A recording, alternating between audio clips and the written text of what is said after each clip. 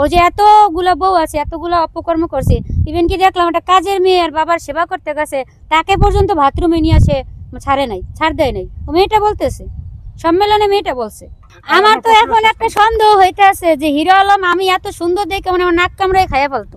আমি যেহেতু আমি এত একটা সুন্দরী মেয়ে, এখন তার যেহেতু এত অপকর্ম ফাঁস হইতেছে, সে বিষয়ে আমার তো এটা কোনো আমার সন্দেহ ঢুকে গেছে। এটা যে এখন বউয়েরা সুন্দর হইতে পারবে না, জামাইরা নাক কামড়ে খাইয়া ফেলায়। আসলে বাসর রাতে কি হতো মনে করেন, আমি তো মনে করেন আমার তো অনেক স্বপ্ন ছিল, অনেক আশা ছিল, আকাঙ্ক্ষা ছিল।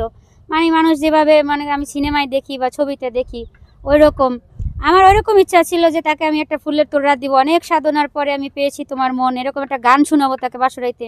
এটাই সবচেয়ে একটা বড় বিষয় পাওয়া, যে অনেক সাধনার পরে আমি পেলাম তোমার মন, এই গানটা গাবো। এখন দেখি যে তার এতগুলা স্ত্রী বের হয়েছে, এতগুলা তার অপকর্ম ফাঁস হয়েছে।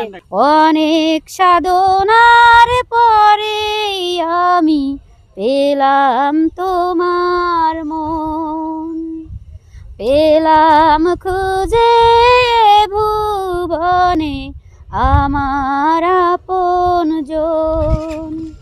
তুমি বুকে টেনে নাও না প্রিয় আমাকে, আমি ভালোবাসি ভালোবাসি ভালোবাসি হিরো আলমকে।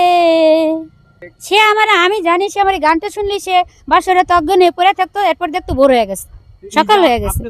আমার তো এখন মনে হইতেছে, মনে করেন আসলে আমি তাকে এতদিন যে আমার মনে হয় সে আলগাদাত লাগাইছিল, জানি না কতটা সত্যি মিথ্যা। এখন কালকে যে একটা ওই যে সম্মেলন করছে দিয়াবাড়ি ভাই, দেখলাম সত্যি কথা বলছি। আমি আবার কি অল্পতে মানুষ অনেক ভালোবাসি, অল্পতে বিশ্বাস করে কাছে টেনে নেই। আমার মনে হয় তার যে বড় বড় দাঁত, সে আমার পুরোটা মানুষ খাওয়ার তার পক্ষে কোনো অসম্ভবের কিছুই না। হ্যাঁ, যার যেই বড় বড় দাঁত মনে করেন এগুলো দেখে তো আমি ভয় পেয়ে গেছি। আর ওই যে নিউজটা দেখার পরে যে ভারতে যে বউ সুন্দর দেখে নাক কামড়াই খাইয়া ফেলাইছে, এটার জন্য তো আমি ভাবছিলাম এখন আমার স্বপ্নটা দেখা মিথ্যা ভাই, ব্যর্থ গেছে এক কথায়। হ্যাঁ, আমি ভয় পাইছি। আর সে যেহেতু এতটা তার স্ত্রী, সে আমার সামনের দিকে না জানি কত বিয়া করে ভাই, এ কথা বলছে। ও তো বলবেই, ওর তো চরিত্র খারাপ ভাই। ও মানে ওই যে ভেজাল খাইতে খাইতে, ফরমালিন খাইতে খাইতে দেশীয় জিনিস চিনে। হ্যাঁ, ওই সে ফরমালিন খাইতে খাইতে ওর মুখ পুড়ে গেছে ভাই। ওর এই বিষয়ে ও কি বুঝবে? ও যদি বুঝতো তাহলে আমি যে বার্তাটা দিছি এটা তো আর ভাগ্য।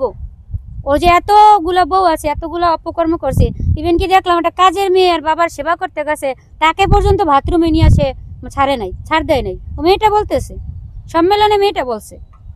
তখন থেকে আমি ভাবলাম যে কি আমি এত সুন্দর একটা মেয়ে, আমি তো ওর চেয়ে ভালো ছেলে পাবো। ওর তো চরিত্র খারাপ।